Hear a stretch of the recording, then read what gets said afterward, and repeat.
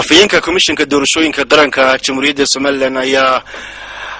shirjiraad ku qabtay xafiiskiisa waxa uu kaga hadlay isla markaana ku sheegay in xukuumadda jamhuuriyadda Soomaaliland ay bixisay saamigii kaga aadanaa kharashka qabsoomidda doorashooyinka golaha deegaanka ee fooda inagu soo haya. afayeenka komishanka doorashooyinka qaranku waxa uu sheegay in lacagtaasi haatan ay ku jirto akoonka komishanka doorashooyinka qaranka ee Soomaaliland isla markaana ay ka rajeynayaan in 70% ka haday ay deeq bixiyaashu iyaguna soo bixiyaan. afayeenku waxa uu intaasi ku daray in mas'uuliyiinta xubno ka tirsan komishanka doorashooyinka qaranku inay oonba bixi doonaan gobolada dalka jamhuuriyadda Soomaaliland si ay uga soo furtaan xafiisyadii ay komishanku kaga howlgali lahaayeen doorashooyinka golaha deegaanka ee fooda inagu soo haya. isagoo arrimahaasi ka hadlayna waxa uu yidhi ما تحدث إن الأكيدنا ومدة يعد خصيصة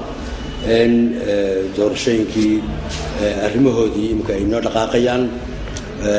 وحنا عطينا إن خرج كي دورشين كوب بحلاها أنا هروش شغلي إن السجين إن دولتي تشبرت الصوماليلاند قيمتي إذا كأدري أي سوق وحسي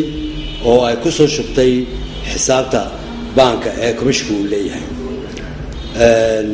deedna kol hadii intaas ay noo dhamaatay waxaan iminka u dhaqaaqaynaa anagu hawshii ugu muhiimsanayd ahayd inaan degmooyinkii iyo gobolada aan u baxno oo xafiisadii soo furno oo diyaar garowno.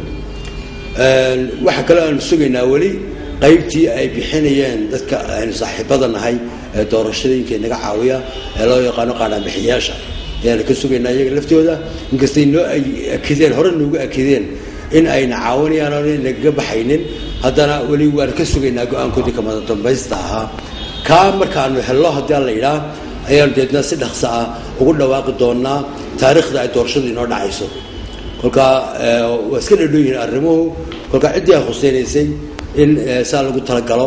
oo markaan ilaahay dinkii safarka iminka aanu gobolada iyo degmooyinka ugu baxayno ka soo noqon haddii la yidhaa ayaanu ku dhawaaqi doonaa waqtiga doorashada ay dhacayso. intaa ayaan maanta idiin sheegaynaa. assalaamu calaykum waraxmatullaahi tacaala wabarakaatu.